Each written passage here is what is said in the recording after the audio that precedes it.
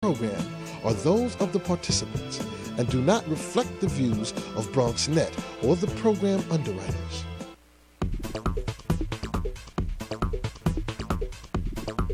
BronxNet.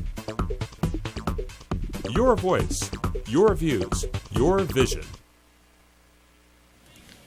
And hello, I'm your host, Darren Jaime, and you're watching Open, the one and only talk show that brings the best of the Bronx and New York and the world right to you.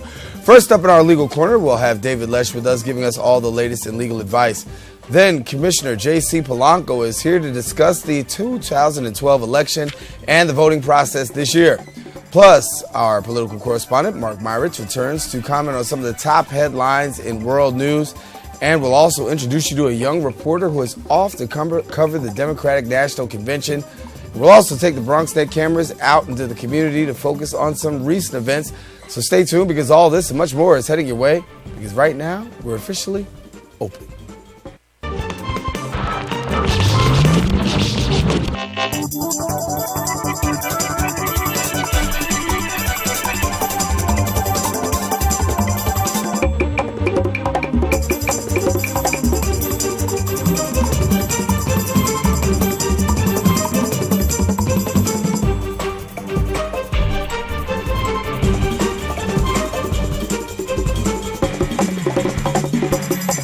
And hello, Bronxites. I'm your host, Darren Jaime, and today is Wednesday, August 29th, 2012. Of course, you're watching Open, the show that brings you the inside scoop on all things in the Bronx, New York, and the world. We're always live and we're always interactive, so we encourage you to give us a call. That number is 718-960-7241. That's our studio line. Or you can send us an email to open@bronxnet.org. We also are on the social networking sites. Of course, you can find us on Facebook at www.facebook.com and, Open BronxNet Television. Also on Twitter at BronxNet TV. And always, you can watch us straight from our website at www.bronxnet.org. Well, starting things off today, our first guest just started a new legal series here on Open. And this week, he's going to be discussing what happens when the money runs out. David Lesh, glad to have you back. And yes, it's a fact for many Americans. I mean, we laugh and we joke about it, but more and more Americans are seeming to face bankruptcy these days. Well, the legal series A to Z, I can't think of a better topic, starting with the letter B, which we're up to now, than bankruptcy. It's a necessary evil. I have clients who come into my office many times and ask me, do you think I should be filing bankruptcy? And it's really a case-by-case basis. I don't necessarily do bankruptcy, but I can always recommend attorneys or somebody who can do bankruptcy. The issue is, well, let's talk about your debt. How much do you owe? Usually if a client tells me that they have at least $30,000 to $40,000 worth of debt, and their income doesn't seem like they'll ever be able to repay the $30,000 to $40,000, and the debt is considered to be unsecured, in other words, not secured by any type of real property or something they could sell to raise money, a lot of times the best thing to do is to file bankruptcy. Now remember, there are some downsides to filing bankruptcy. Your credit, you lose credit for at least 10 years. Mm-hmm. And you can't discharge every single debt. There are debts that you will never be able to discharge. However, it gives you an ability to sleep at night, to get your finances in order. So it's going to make you feel a little bit better and calmer. So what you have to do is you're going to have to say to yourself, well, look, how much do I owe? Let me look at the left side of the sheet here.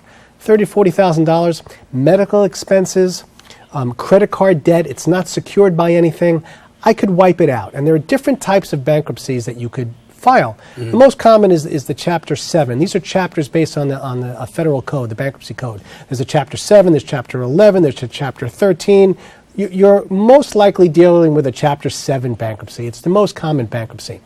What you're going to do is go into federal court, and you're going to have a bankruptcy trustee manage your debt.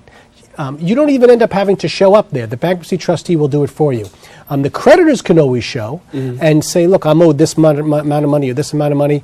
But the bankruptcy trustee is going to basically, after you file a petition wanting to file for bankruptcy, the bankruptcy trustee will show up in court after being appointed by the bankruptcy judge, look at all your debts and say, all right, we're going to discharge this one, but we are not going to discharge this one. Let's talk about the debts that are not discharged. First and foremost, child support, alimony. You can't just wipe that out. It doesn't work that way. Student loans. Student loans almost always will not be discharged. There are a few exceptions if it causes what's considered an undue hardship for you to continue paying the loan. Now, it doesn't mean that you can just say, well, you know, I don't have too much money right now. I can't pay my expenses. That's undue hardship. That's not undue hardship. So it's very rare that a bankruptcy court is going to discharge your student loan.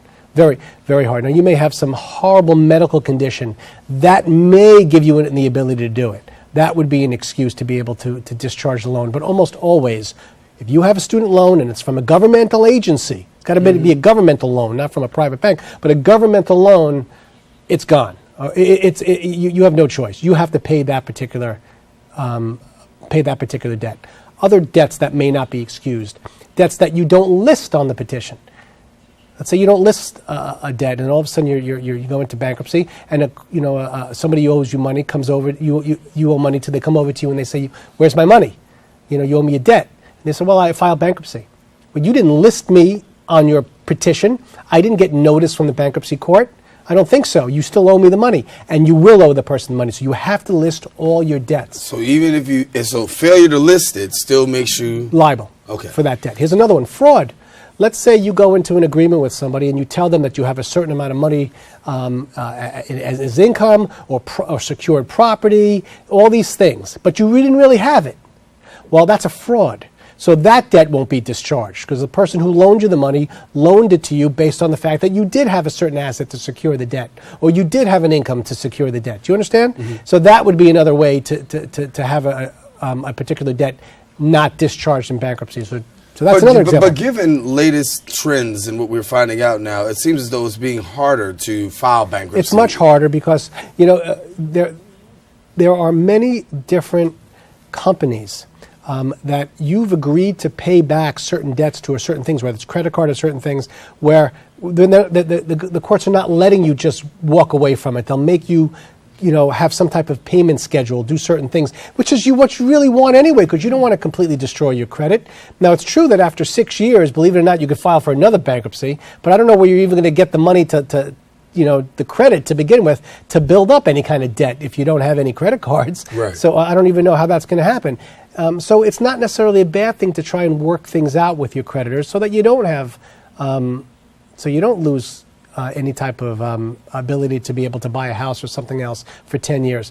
But if it's the last resort, and again, it's unsecured debt, I do recommend to clients a lot of times, look, there's nothing wrong with it. Nothing wrong with You just have to filing. understand what the ramifications are. You have to understand the ramifications, and not every debt goes away. And here's a situation, and this is where I get involved, which is where I actually do get involved. You have to list on the petition any assets that you have, monies that you have as well that are coming in, right? Mm-hmm. And I'm not talking about, playing the lottery and you think you're going to win. That's not assets that are coming in. But if you have a personal injury action, and let's say 2 to 3 years that case is coming to trial, or you may settle, guess what? That has to be listed on the petition. If it's not, you're in big trouble, because if the bankruptcy judge finds out that you did not list that particular asset that you may be getting, well, you lose the asset. Because, by the way, that asset, which is a personal injury action 2 to 3 years from now that may be coming up to trial, doesn't belong to you anymore. That belongs to the bankruptcy trustee. And as a matter of fact, if I have to settle your case or I want to try your case and I have money that's being offered by the insurance company, I can't go to you, the individual who came to me. It doesn't belong to you anymore. It belongs to the bankruptcy trustee. So who am I calling? I'm calling the bankruptcy trustee and saying, by the way, I have a offer of settlement, $100,000, $150,000. The bankruptcy trustee might say, no, try the case. We want more. We've got a lot of creditors here who have to be paid back. So I don't work for the client anymore. Right. The client can't tell me, take the money, don't take the money. It doesn't belong to the client. It belongs to the bankruptcy trustee. So many times I get into issues with the trustee. I say to them, look, you don't understand the way it works here. I said, if we lose, there's no money at all. You got $100,000, $150,000 being offered. I think you should take it. Well, that's not going to pay back hardly anybody. Well, What can I tell you? So a lot of times it's not easy for the attorney who has to deal with the bankruptcy trustee. So that's why when the client comes in, I say, well, what are the assets going on here? Are you filing for bankruptcy? Because if you do, you and I don't have a relationship anymore. Right. I'm not dealing with you anymore. I'm dealing with the bankruptcy trustee. But I guess the best advice I can give anyone who's thinking about filing bankruptcy, definitely see an attorney. They'll look at your assets and tell you whether they think it's worthwhile for you, whether you can handle the 10 years without being able to get credit. And you just got to really, it's like anything. You got to look at what you have, and if you do file bankruptcy, you got to just start a whole new life now when it comes to your finances. It's really true. Mm-hmm. You have to cut your spending. Just because you file bankruptcy doesn't mean now you can go out there and just spend anything you want. It's about getting your own life back together and reestablishing credit. All right, DL, good to have you. Let's talk about today's verdict. What we got coming up? We've had some interesting guests that have been coming on. We had an assemblyman on last week. He was great, and he's running on a platform of reducing the ability of the insurance companies to put forth a tort reform agenda. That was a great show. We have Baron Ambrosio. It's going to be coming on in a couple of weeks, talking about not-for-profits and how to help you form a not-for-profit. So we got some good stuff coming up in September. I'm very excited. All right, DL, David Lesh here with us, and you can always catch David here. And for more on David Lesh, be sure to check out today's verdict right here on BronxNet. And definitely we'll be back. And coming up after the break, we'll have Commissioner J.C. Polanco here on Open talking about Election 2012. That's when we return right after this.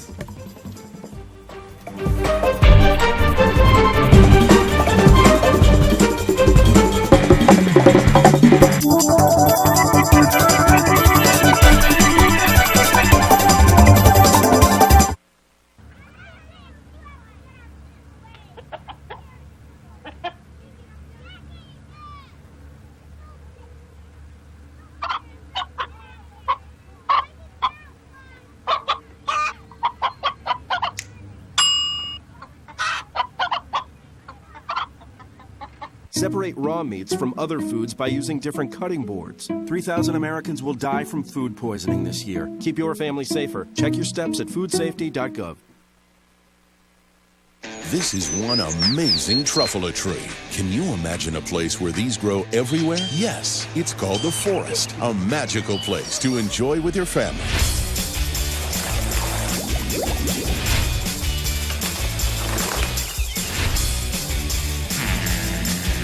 Ooh. So discover the forest and explore all the wonder that's there.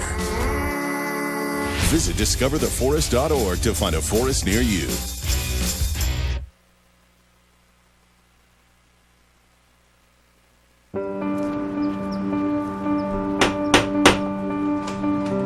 Good morning.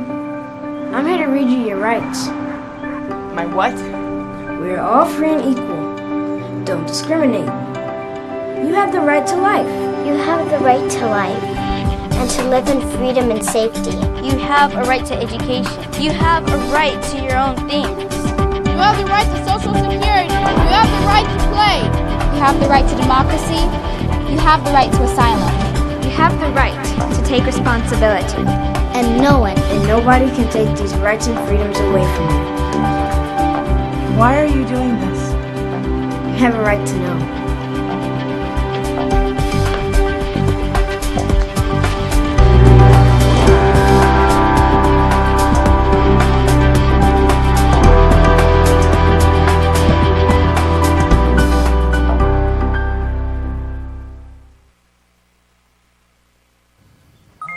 G-Morning, sunshine. Wakey, wakey. Text me. Are your parents home later? We can hang. LUV, love you. JK. Holla back. Holla back. Holla back. Are you with your friends? That's lame. We're in a huge fight right now. XO. What'd you dream about? Something I did. Are you on your way to the mall? I'm lonely. Nude pics. Send me some. Text me.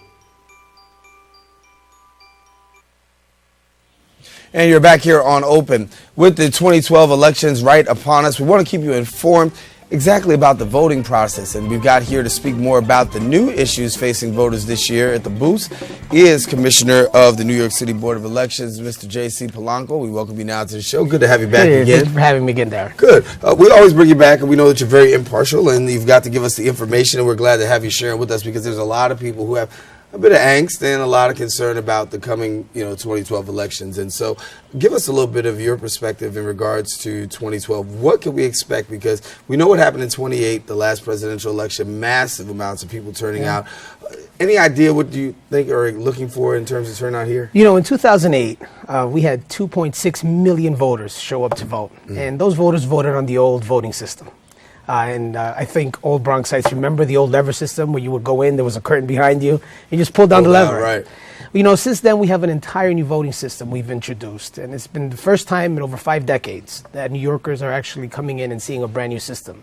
This new system involves a paper ballot that is actually marked by the voter at a privacy booth, and they walk over with that ballot and actually scan their paper ballot. So I expect this year for us to have about 3 million voters. 3 million. 3 million easy. This is an exciting presidential election. I think we're going to have another 400,000 from 2008. And I think when you have 3 million voters in New York City coming out to vote and seeing a brand new system that they're not familiar with, we may experience some issues. So what I'm asking Bronxites is to visit our website, to come down to the Board of Elections, to make sure you pay attention to your mailbox and take a look at the mailing that we've sent out so that you can become familiar with this new system, see how easy it is to vote in these new systems, so that when you come out and vote in September or in November, you're not in shock. And it's something that you're familiar with, something that you can trust, and something you can have confidence in. So I'm really encouraging New Yorkers to familiarize themselves with this system. And to that end, the Board of Elections is visiting every corner of the city. We're working with our elected officials. We're working with community organizations so that we can raise awareness and make sure that New Yorkers are confident and comfortable with their new system. So to reiterate, it's online and people can have an opportunity to check it out, the voting system. We actually have, and we actually are mailing. If you haven't received the mail yet, you're going to receive it shortly, and actually instructions on how to use these new systems. It really is as easy as 1, 2, 3. It's about scanning that, it's about marking that paper ballot, walking over to the scanner and simply putting it in the scanner and have your ballot counted. What's good is this, is that these new voting systems provide a verifiable paper trail. One in which there's going to be a photo caption of the paper ballot, one in which we're going to actually have the paper ballot stored in a safety bin, and we're going to have an actual tally going on. So there's some positives with this new system, which is that we can verify the vote. The tough thing with this new system is that it's new, and that New Yorkers have to become confident and comfortable in it. And in order to do that, they're going to need to practice on it, they're going to need to touch it, and familiarize themselves with this new system. Talk about tabulations, because people like us, we bring out results quite frequently on the show and keep people up to date with results. How quick are we going to be able to get results given the fact that we have this new system now? I have to tell you, most New Yorkers think that because it's a new electronic system, they're going to get the results faster. Unfortunately, election law doesn't provide a mechanism by which we could provide up-to-the-minute instantaneous numbers from the scanners. Hopefully, moving forward, the commissioners have made a decision that we want to go wireless. We want to get those numbers from the scanner directly to the media. Before that happens, that involves the Department of Justice approval, the state legislature approving it, and the governor signing it, right? But what we've done today is that we've provided a brand new system of providing end-of-night tallies to the media. One in which I'm sure you followed New York 13th, the Congressman Rangel, Senator Espaillat race, where there were some discrepancies with the numbers that the media received and the actual numbers that the commissioners certified.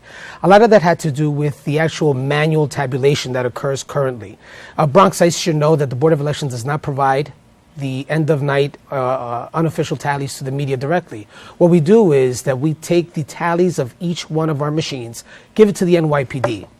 The NYPD then goes into their precinct and provide a tally to the media directly.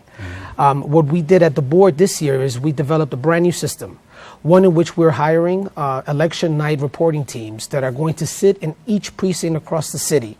And these new teams are going to take the memory card from the scanner and download the unofficial tallies directly onto a laptop so that we can provide it to the media as soon as possible. What does this provide? It provides a more accurate tally. Is it faster? No, not yet, because we still have to transport that memory card to the local precinct. Right. And before we get to the wireless system, I think the press is going to be a little unsettled because they want news as fast as possible. And the board is really focusing right now on providing an accurate tally, an unofficial tally that closely resembles what the official tally is going to be when we certify the election Well, give us a walkthrough. So, say for instance, when people are watching, because Bronxers don't just watch BronxNet, they watch CNN. They'll see CNN. Shortly after 9:15, you'll hear Wolf Blitzer say, amount of precincts reporting, projected winner. How could you get, these results so quick? A lot of those reports that you get from CNN and the AP are based on exit polling. And what you have are teams that do scientific polling data, and they do a sample of error where they go out there and ask voters who they voted for at the end of a night. And based on that scientific formula, they provide their idea as to who wins and who loses. That's really how it happens on election night. Most people that watch CNN think that those are actual tallies. Not so quite. The reality is that every state has its own approved process to provide unofficial tallies to the media. New York has its own process, and specifically New York City has been singled out as having a completely different process from the rest of the state. And a lot of that has to do with the fact that we have really millions of voters, and we want to protect the integrity of the result. So New York City is a longer process. And to walk you through it, Darren, at the end of the night, each one of these scanners, we have about 5,000 scanners. These scanners, as opposed to our old lever system, have many election districts in each one of them. So, for example, before, when you used to go vote in the old lever system, each election district had its own lever machine, right? An election district, for those of you that are watching, is really an assembly district broken down into a subdivision of about 1,000 or so voters, right? So that's to get an idea of what we're dealing with. Each one of these scanners holds several election districts. The election law provides so that our workers actually count each one of these election districts individually. So when the scanner gives us a result, we have our poll workers literally breaking up the election results per election districts. That takes a long time. And what we want to do at the board is eliminate that process. One of the things we could do is have one scanner per election district, but that will cost the city at least another $100 million in purchasing new scanners and storing new scanners. So the next best thing we can do is take the memory card from the actual scanner itself and give it to our police so that we can download that result directly to a laptop so that the press can get it directly, as opposed to the system that we have now, which involves having our poll workers manually tabulate each one of those results per scanner, per election district, leaving a lot of room for error and having voters upset at the end of the night when there's a discrepancy between the number that they receive and the number that the commissioners ultimately certify. Last presidential election offhand, do you remember if there were a lot of discrepancies here in the Bronx with voting stations? No, we didn't have a lot of discrepancies. A lot of that has to do with because it had to do with the old lever system. The old lever system was easier to use at the beginning because we were so used to it. Hopefully we're going to get to a point where New Yorkers are going to feel confident and comfortable with this new system. So they can get to you on the website and they'll be able to get more information there. And also the other word is to pay attention to what you get in the mail. Don't throw it out. Don't throw it out. It's very important. You could also follow me. My Twitter handle is Polanco Politics. I put a lot of updates as to what's happening across the city as far as elections. So your viewers can stop in and see me there on Twitter. All right, then. J.C. Polanco, Commissioner of New York City Board of Elections. Good to have you, brother. Thank you so much, man. All right. Now, I know you'll be back to keep us updated. All righty. Well, now, further information can be found on the New York Board of Elections website at www.votenycnys. We got to take a quick break, but when we return, we will bring our political analyst, Mark Myritz, here. He'll discuss world news as well as what's going on in Tampa, Florida, when we return.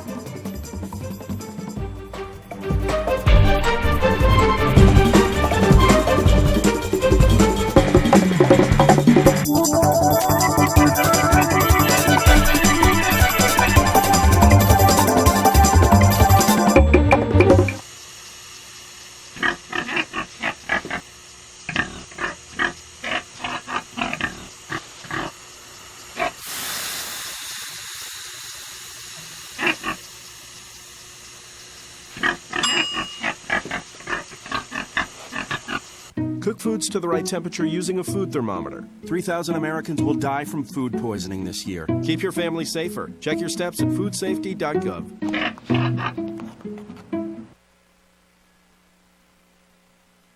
Now, Krista, make sure you stay with her the whole time. She's new to the country. This is her first day. This is a brand new country. It's a whole different culture. Gonna be okay. Now, make sure you stay with her the whole time. I'll be here right after school to pick you up. Okay, Mom. Okay, have fun. Bye-bye. Bye. Ignore my mom. She's so annoying. She's totally freaking out about this whole thing. She freaks out about everything. She always does that. Ugh. Ignore my mom. So, you ready for your first day in the Wicked Castle of Doom? I mean, like, seriously, it's so so boring. I don't know how they could put us through this, like, every single day. How many schools do you have in your village? None.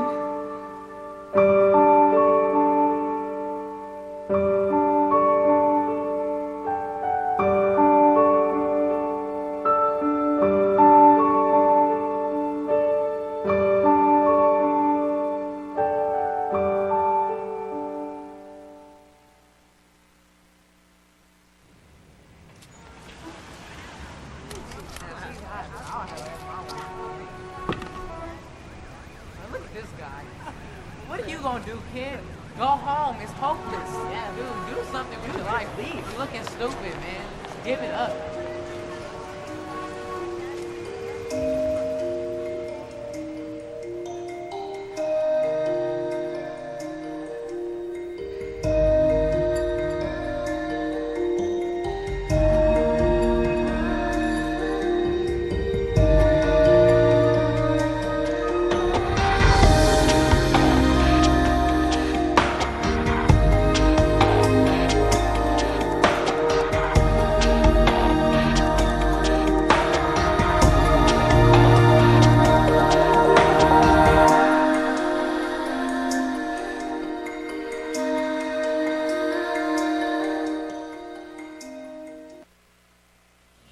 He's recently returned from a trip to northern Cyprus, but our next guest is well-versed in news from all over.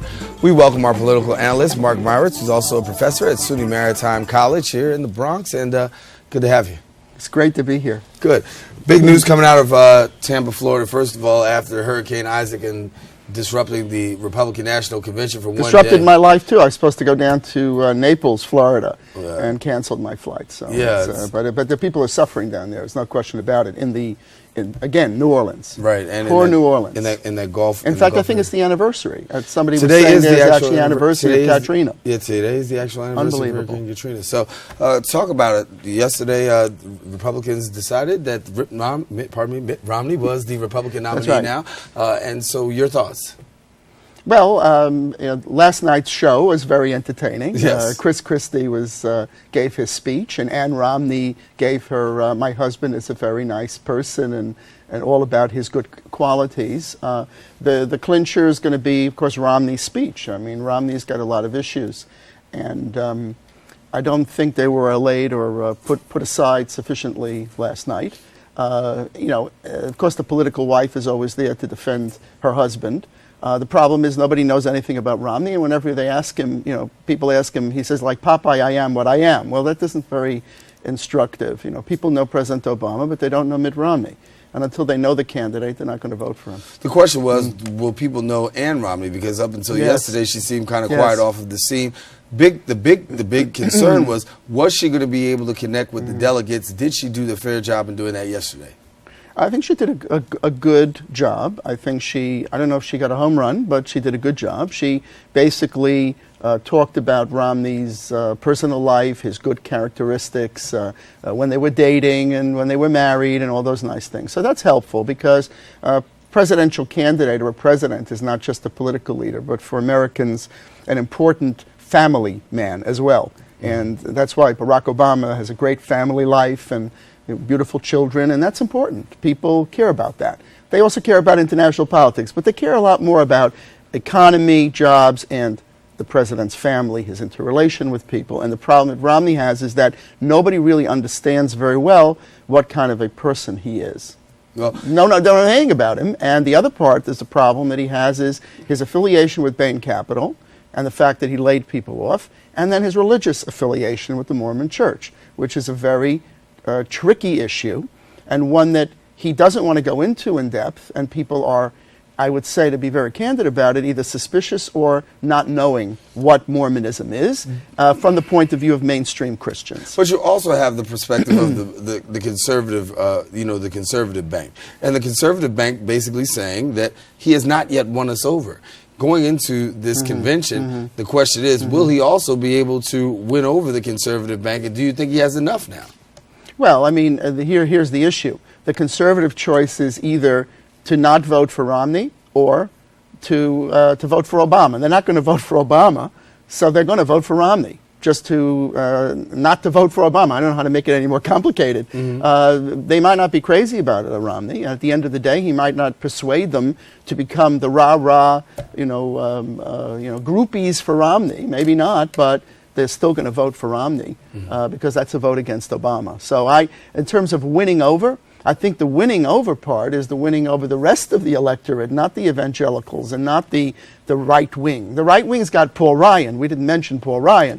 Paul Ryan's there. He's the right wing poster boy. So the right's very happy with Paul Ryan, and that's why he picked him, because of that issue that you're talking about. But as far as the rest of the country and those independents and those people that have not made up their minds, particularly in the swing states, they want to know more about Romney, and if they don't, they'll vote for Obama. So that's where Romney's got to kind of hit a home run in his speech.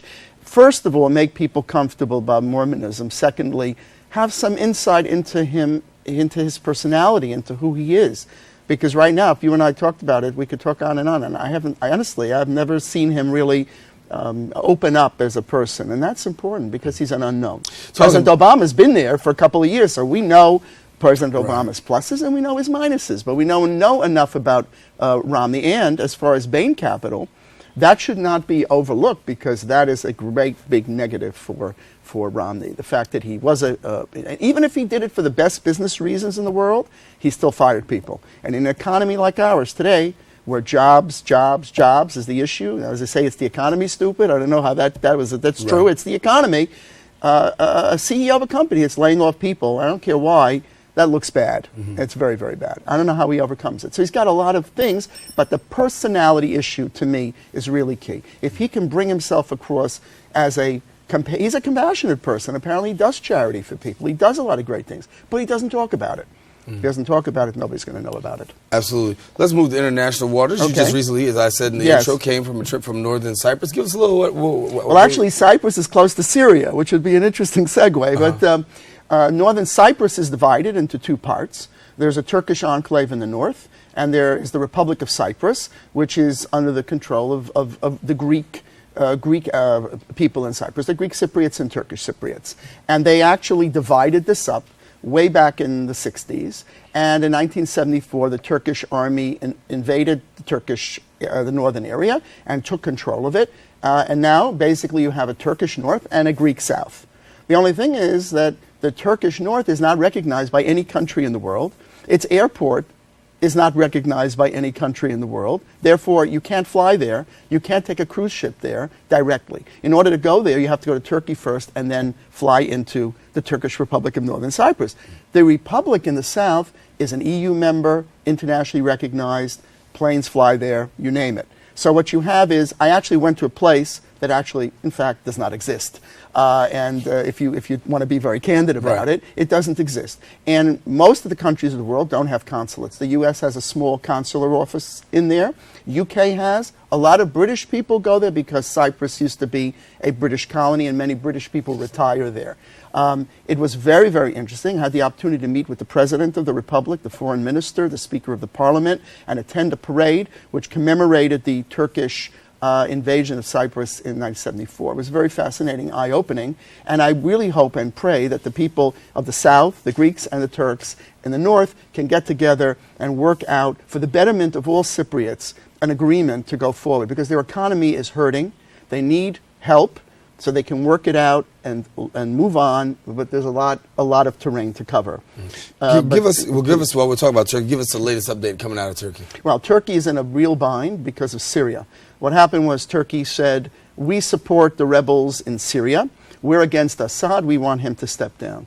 And one of the results of that, an extraordinarily complex situation in Syria right now with many different groups really dividing along Sunni and Shia divide, but you have thousands and thousands of refugees. As much as 5,000 refugees a day are coming over the Turkish border from Syria to seek refuge from the fighting in Syria, up to about 80,000 refugees. And Turkey has even said, we're not going to take unlimited refugees, we're going to cut it off at 100,000. What we want is a buffer zone inside Syria for the refugees. Syria said no. What's the bottom line here? This is an international crisis. Russia and Iran support the Syrian regime. Turkey, the United States, Saudi Arabia support the rebels. And you also have a fascinating mixture of Christians, Alawites, who are a Shia offshoot, Sunnis, as I just said, who are allied with Turkey and Saudi Arabia and the U.S., and the Shias, Alawites, that's Assad, that's allied with Iran. So what you have is one of the great cauldrons, even more than Macbeth's witches, which is a cauldron of trouble which is affecting the people, and people are dying there. And there doesn't seem to be any way or diplomatic solution. The UN mediator, Kofi Annan, the former Secretary General, he gave up in despair. He just quit. So they hired another mediator to come in.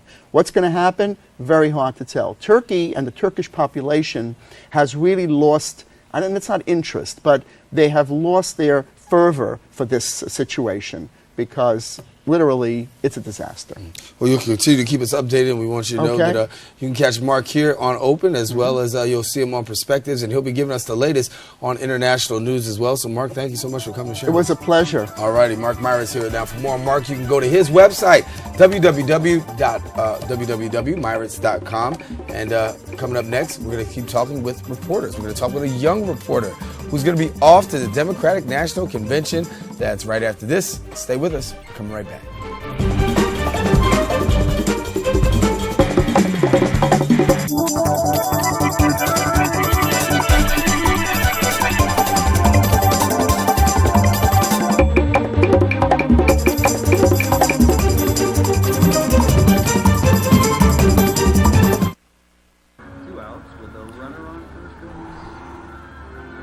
Now the big guy comes off the bat, hitting .342 with 92 RBIs and 36 homers.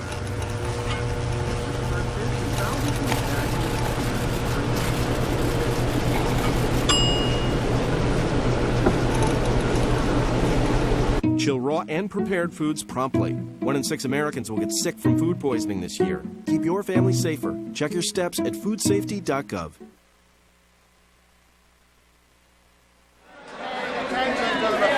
Right here to second. Hey, I remind you, gentlemen, back in, sir, that we require that information. That wasn't enough. Then I come from here to here. That wasn't enough. Keep organizing. Get this thing. Don't look at the documents. There's no that you can learn. Cost any money. Way over the button.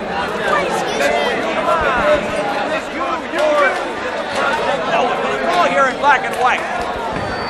Last January, you have a point to make. Right, you're not paying attention to me. The part of people are not paying attention.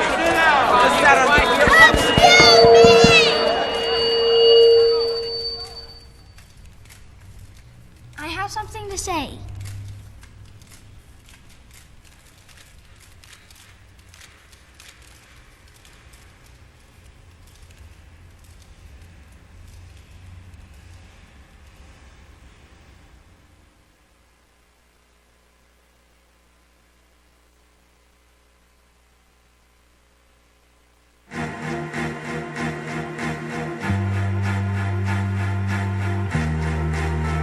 Coming home can be hard if you're a veteran of Iraq or Afghanistan. You may feel like you're all alone. But you're not alone. At IAVA.org, your fellow vets are all around you.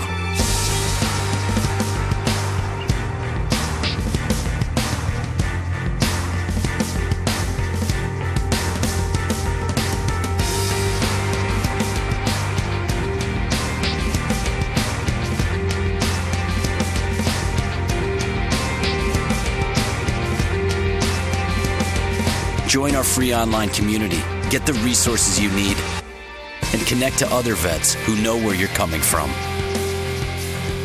IAVA.org. We've got your back.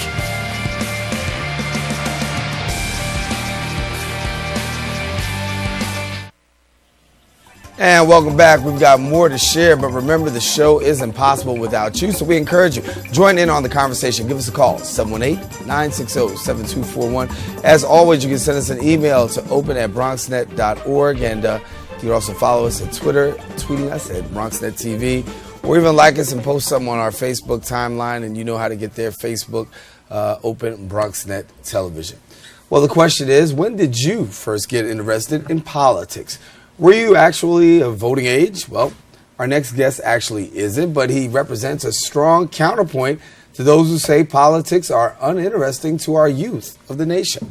We welcome now Malcolm Fox to the show. He is 17 years old, and he'll be heading down to Charlotte, North Carolina, where he will serve as a reporter for the Democratic National Convention. And good to have you, Malcolm. Yeah, good to be here. Good, good. So tell us, first of all, are you excited? You're going down to Charlotte, and this will be your first convention, huh?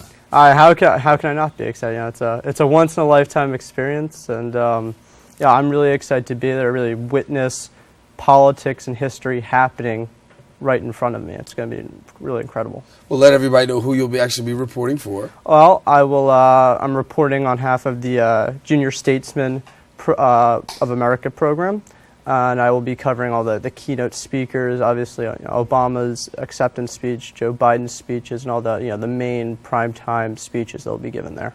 Now, you spent the summer of 2011 at Georgetown University. You studied international relations and congressional affairs, and spent a month this summer in Oxford, in England. And so you've got the opportunity to see international politics, and you've seen it from a national perspective. What intrigues you about this whole thing? It's to a certain extent the idea of conflict and conflict resolution, that in our political system you have a lot of conflict that needs to be compromised, and when there is no compromise, like our Congress today, problems don't get resolved. And I think the differential in philosophies are particularly interesting, and sort of when those two come together, you get a really interesting political system that can go in one way or another, as we see in elections.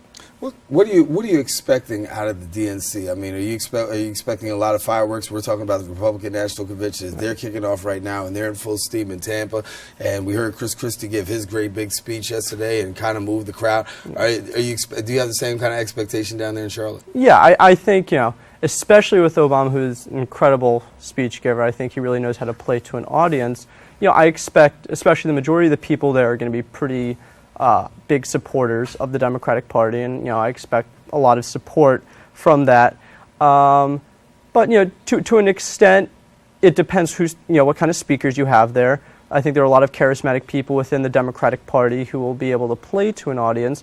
But I think it ultimately comes down to who will represent Obama the best. And I think the point of this convention is you want to make your candidate sound like he is the best option. Whereas in the Republican convention last night, I think you heard a very limited amount of people supporting Romney. It was more so them giving their own credentials. Mm-hmm. Give us a little bit about this here. You're 17 years old, senior at Fieldston High School. Yep. And many people will say, listen, young people are not actively engaged in the political process. This is just, Malcolm is just one of the, an exception to the rule. Are young people really involved, and do young people really have a heart to want to know exactly what's going on politically? Well, I think there's certainly a percentage that's involved in it. You can't say that everyone's loves politics, because there are just certain aspects of life that certain people find interesting and other people don't find interesting. And so I think there is an audience that finds politics particularly interesting. I know a lot of my friends are. And so I think there will always be a certain audience, just because there are people, despite their age, who care where this country is going and the direction of the country. And so I think that on a very basic level is important to a lot of people. What are you hoping to be able to bring through your reporting?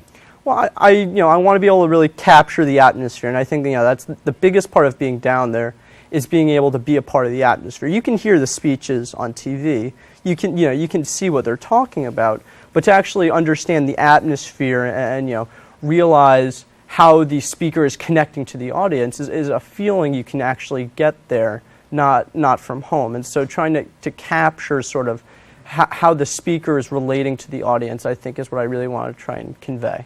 Are you watching a lot of the RNC? I've been trying. They've made it difficult, but I've been trying. Mm-hmm. So give us this. We saw Chris Christie's speech. We saw how excited he was about. What are your thoughts about on the Republican side as far as Mitt Romney and what he's doing? We had our political analyst just give his comments a few minutes ago. What's your take? I think Obama's lucky that Christie is at the nomination, because I think what Christie showed last night is he showed a lot of emotion. He showed a lot of passion. In his speech, he took a lot of angry rhetoric. He was angry at where the country was going. He really pandered to the Republican notion of we stand for the truth, whereas the Democrats would rather hide it and brush it under the rug. And I think what you saw throughout the duration of his speech is that he cared more about talking about the ideal and theoretical values of the Republican Party and what he has done himself than what candidate Romney actually brings to the table, which he didn't share a lot about. He said that Romney will be the one to give America the truth, but he didn't necessarily say, through this and this policy or this and this reform. And I think it was a good speech from the aspect of it was entertaining, and it provided a lot of information about himself. But he didn't represent Romney, which I think needs to be the goal of the Republican Party. They need to make Romney seem, have a lot of appeal, and I don't think he did that very well. Do you think that Romney will be able to pull this through in a couple of months? I mean, I think Romney is in a very good position purely from the economic state of the country, and that he has an incredible opportunity to become president solely because of the hand he's been dealt by where the state of the country is. That being said, I would favor Obama. For one, favor the incumbent, but two, I would say that so many more people can relate closer to Obama than they can to Romney. You have Obama, who came up from the lower class, and so a lot of people can relate to that. Romney is this epitome of corporate upper class, and a lot of people have difficulty relating to that, especially due to the fact he seems to lack emotion whenever he speaks. You don't really get to know him very well. So I think Romney has a lot of personal disadvantages.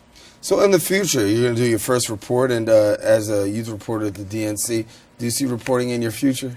I really enjoy politics. I don't know especially about reporting yet, but certainly maybe talking about the news, discussing the news and like politics. Like a political analyst. Yeah, like that, right? I could totally see that. I think it'd be fascinating, and I think it'd be really fun to talk about. So now, where are people going to be able to catch your reports at? Well, I will be reporting on a blog at malcolmfox-dnc2012.tumblr.com, and I will be providing updates on my thoughts on the RNC and live from the floor of the DNC throughout its duration. All right. Well, Malcolm, best wishes and congratulations to you on such an awesome experience. I think you're got the start of a very promising career here. Thank you very much. All righty. Malcolm Fox. And you can see Malcolm. He goes to Fieldston High School, and his other interests include playing on the varsity ultimate frisbee team.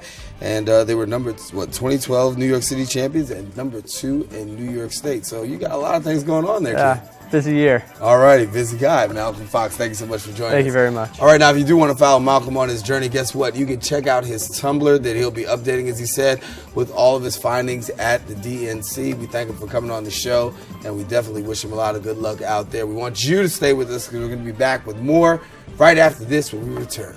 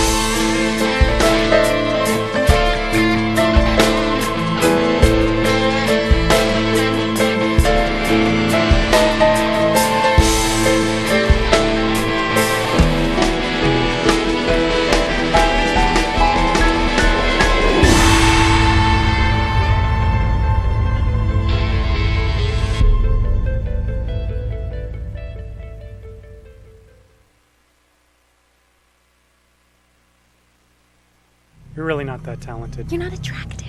Too fat. You're too short. Too old? Why don't you just give up? Give up. Give up. Just give up.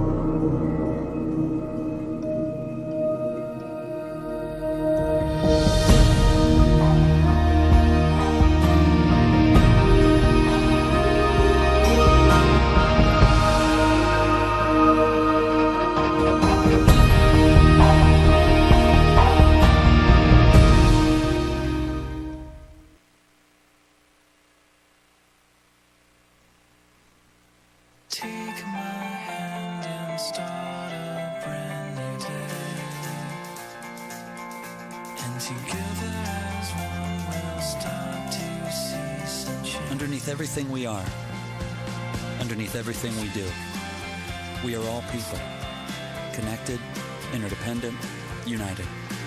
And when we reach out a hand to one, we can influence the condition of all. That's what it means to live united. And we're back here on Open, our BronxNet cameras. We're always out and about, and they're looking for the best that the borough has to offer. Now we focus on two events that occurred this past month, and the first one is the Islamic holiday of Ramadan ended late last month. And yes, our cameras were out there to capture the fest where Bronx Borough President Ruben Diaz Jr. was in attendance, as well as others. Our Linda Wynn has that story. Kicking off the 4th annual Ramadan Festival, the Muslim community gathered together to celebrate. Joined by the Bronx Borough President, everyone was reminded why a diverse community is needed. Inshallah, we will see the day where people can get past where you come from in the world or what religious background you're from, but we will all come together and say, as human beings, as man and womankind of this planet. He also gave out numerous citations to prominent members in the Muslim community. There weren't any adequate words to describe the feeling that I had. To be recognized for something that I do because I have the ability, because I see the need, means more than me I could ever express. We're just doing community work, and we are just being a bridge between Pakistani community and American community. And it was really, I was so happy when I heard that they have chosen me. This woman converted 24 years ago, and she says that the religion has changed her life for the better. I converted because I saw the peace in the people involved in Islam. And I saw the peace and the charitable causes that unite the people together. And that gave me a lot of reflection back, and I thought this was what I wanted to do. City Comptroller John Liu also made an appearance at the event. It's not only people of the Muslim faith who participate, but this is a time when people of all faiths are invited to gather here today to break bread, to break fast, to share in what's happened in the day, good and bad. And this is really the best way to bring people together. And tonight is just like any other night for this Muslim community. For them, it's about showing others that their religion is all about peace, love, and prosperity. Reporting for BronxNet, I'm Linda Wynn.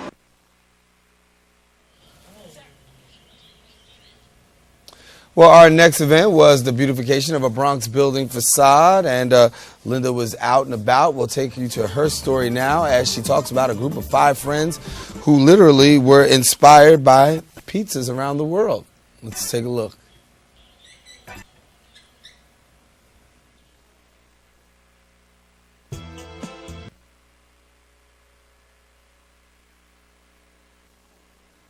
Library goers and the community of this Mott Haven Library now have a place to kick back and relax. We've actually just unveiled our project here at the Mott Haven Library in the Bronx. It's called Piazza Gratissima. The name really came from just kind of like the interest in Piazza Gratissima, a space for community gathering.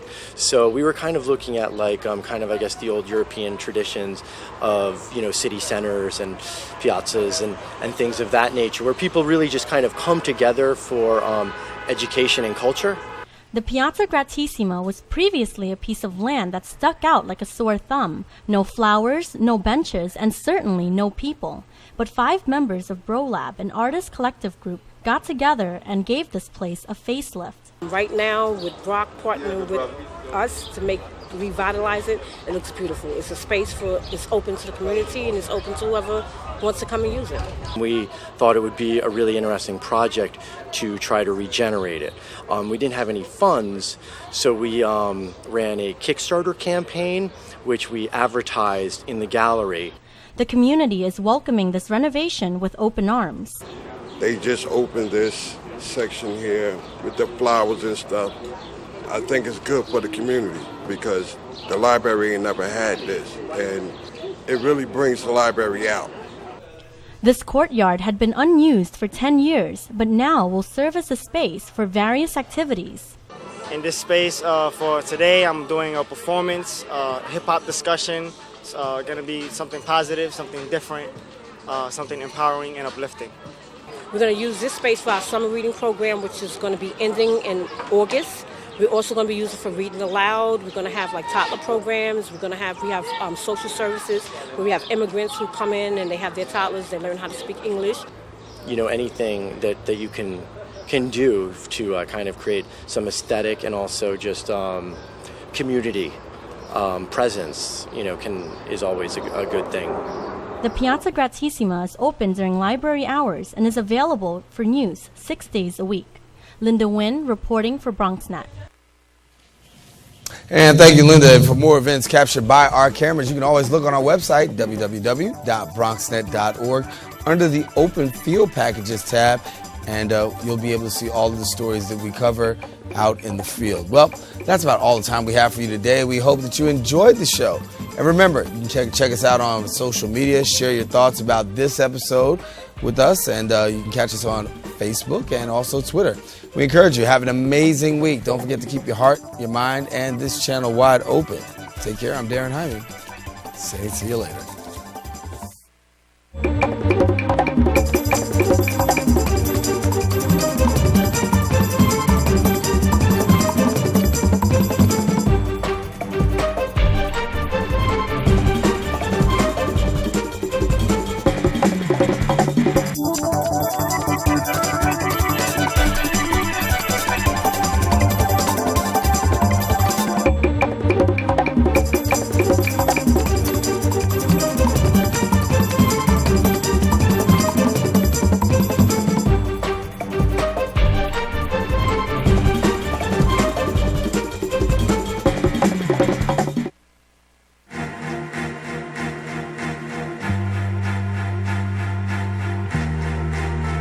Coming home can be hard if you're a veteran of Iraq or Afghanistan. You may feel like you're all alone. But you're not alone. At IAVA.org, your fellow vets are all around you.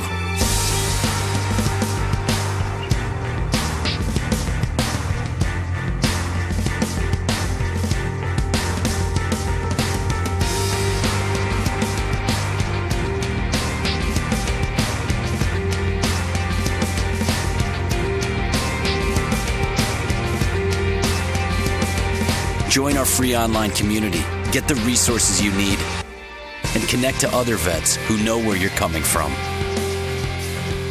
IAVA.org. We've got your back.